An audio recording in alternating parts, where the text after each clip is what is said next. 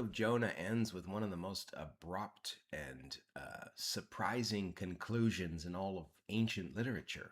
A question from God that nobody answers, and a detail that's so unexpected we've been thinking about it for thousands of years.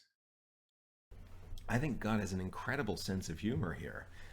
Jonah has this incapacity, despite the fact that he has this conversion in the whale. It's not really a conversion, because if he understood things, then why all this stuff about, I want you to rain down great vengeance and furious anger, as Ezekiel might say, as quoted by Samuel L. Jackson in Pulp Fiction, down on these Ninevans, these dirty, heathenous, idolatrous Ninevans.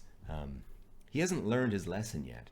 The question is, what is the lesson that Jonah learns? That bushes come and go, and that even the booth that you want to die in can then become a source of comfort, and then you can lose that source of comfort and then want to die again. I mean, the lesson seems to be that Jonah isn't necessarily constant in a lot of his desires or his understanding of what of God and his mercy. It's fascinating, though, that Jonah wants God to be more wrathful than God is. He actually objects to God's mercy.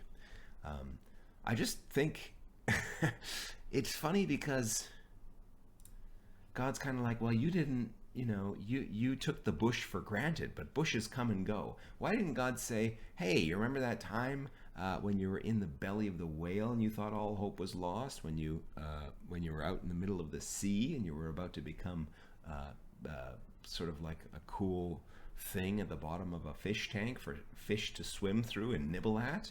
But no, he does this whole elaborate kind of bush metaphor, which shows the fragility of Jonah. Maybe that unanswered question is the whole point. The book of Jonah doesn't give you a tidy moral. It leaves you sitting with God's question and the uncomfortable feeling that you might be a little bit more like Jonah than you'd want to admit.